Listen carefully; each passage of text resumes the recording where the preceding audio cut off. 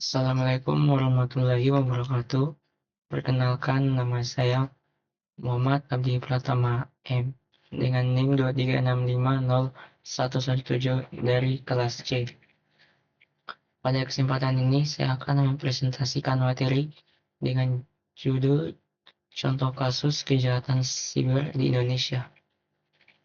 Presentasi ini membahas 3 contoh kasus kejahatan siber yang terjadi di Indonesia dan berdampak pada layanan publik serta perlindungan data pribadi masyarakat.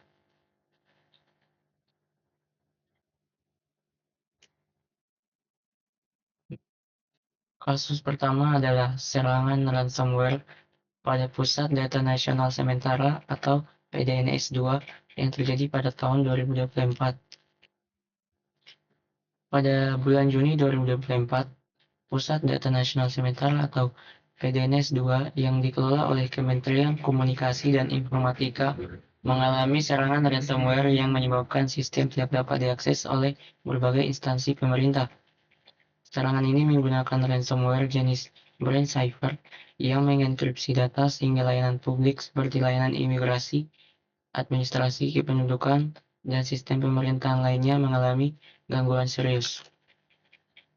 Pelaku meminta tebusan agar data dapat dipulihkan, namun pemerintah memilih untuk tidak membayar dan melakukan pemulihan sistem secara mandiri. Kasus ini termasuk ke dalam kejahatan siber jenis cyber sabotage and extortion karena bertujuan melumpuhkan sistem dan memeras korban. Sumbernya yaitu dari Antara News. Kasus yang kedua adalah dugaan kebocoran data paspor sekitar 34 juta warga negara Indonesia yang terjadi pada tahun 2023.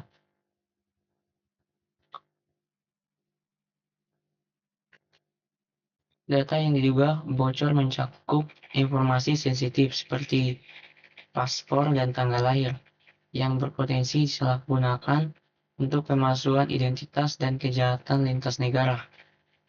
Menanggapi kasus ini, pemerintah melalui Kementerian Komunikasi dan Informatika melakukan penelusuran untuk memastikan sumber kebocoran data tersebut. Kasus ini dikategorikan sebagai infringement of privacy karena melanggar hak privasi dan perlindungan data pribadi warga Indonesia.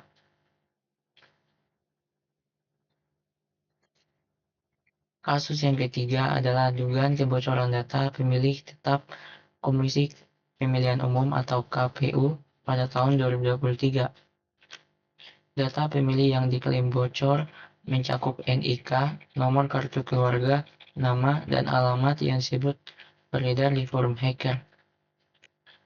Meskipun KPU menyatakan bahwa data tersebut belum dapat dipastikan berasal dari sistem mereka, sistem kasus ini tetap menimbulkan kekhawatiran karena berkaitan langsung dengan hak politik warga negara dan kepercayaan publik terhadap sistem pemilu. Oleh karena itu, kasus ini tetap dikategorikan sebagai kejahatan siber terhadap sistem pemerintahan dan pelanggaran privasi. Sumber dari CNN Indonesia.